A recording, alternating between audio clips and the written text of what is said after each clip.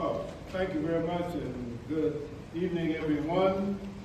As a member of Congress from Georgia, which is home to over a dozen military installations, and as the co-chair of the Bipartisan Congressional Military Family Caucus, which I founded with former Congresswoman Cathy Marsh Rogers, as a member of the Four Country Caucus. It's an honor for me to be here with you tonight. Thanks for the warm introduction and for allowing me to get ahead of the panel. It is a very, very, very busy day here on the Hill, but I want to thank Blue Star Families, along with NTORO, the Institute of Veterans, Military Families at Syracuse University, for this year's Military Family Lifestyle Survey. We're bringing all of us together around what matters the most, people behind the uniform. It's important to recognize the extraordinary commitment of our service members, veterans, caregivers, military families. I want to welcome all of the leaders in this room, from the MSOs and the VSO communities, the Department of Defense, and to my colleagues in Congress, and our staffs, to our community partners who always show up for military-connected families every single day. This survey is important because it does something simple and powerful. It listens. It takes what military families are living every day, in installations, in communities, and in homes across America, and it turns those experiences into data on which Congress and our military can act. The Military Family Life Survey has been doing that for years.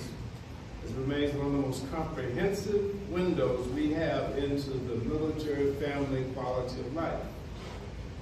Moreover, the survey is pivotal in driving meaningful panel discussions and the annual Military Family Summit that we organize as a part of the Congressional Military Family Caucus.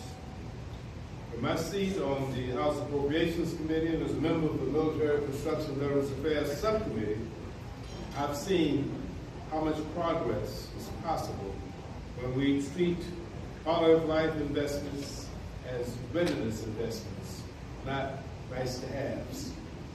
Throughout my time in Congress, I've supported countless bipartisan efforts to strengthen military family support. This past November, I partnered with my Congressional Military Family Caucus co-chair, Jen Higgins, to introduce the Bipartisan Supporting Tours Across Years, or the STAY Act.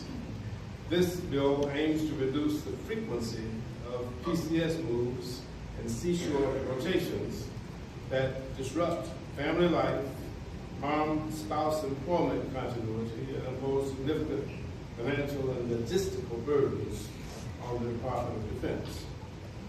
I've also pledged my support for the Bridge Act, which would improve the Military Transition Assistance Program, the TAP program, by taking a holistic approach to transitioning military families into civilian life. In my district in Georgia, my community is home to 3 major military installations: Fort Benning, Marine Corps Logistics Base Albany, and Robins Air Force Base. We see these issues up close. Service members and the families who serve these installations help make the DOT mission possible. And when we do right by military families, we improve readiness, we strengthen communities and our local economies at the same time. So tonight, as we mark the release of the report, I want to leave you with 3 commitments. 1, we'll keep listening to what families tell us. 2, we'll keep acting on the findings to improve spouse employment, child access, housing quality, health care, and all of the things that you let us know that military families are concerned about. And 3, we will keep working together because military families deserve a country that serves them as faithfully as they serve us. So thank you to Blue Star Families for shining the light on the path forward, and to every military family represented in this data. Thank you for your honesty, your sacrifice, and your service. So let's turn the information into meaningful outcomes, because truly all of us can and must make a difference in our military families. Isn't it strange how princes and kings and clowns and capers are the trends, and common folks like you and me are builders for eternity. Each is given a bag of tools, a shapeless mass, and a set of rules. And each must make their life as strong a stumbling block or a stepping stone. So thank you all, Blue Star families, DSOs, MSOs, for not being stumbling blocks, but for being stepping stones to a higher, better quality of life for our nation's military families. Thank you very much.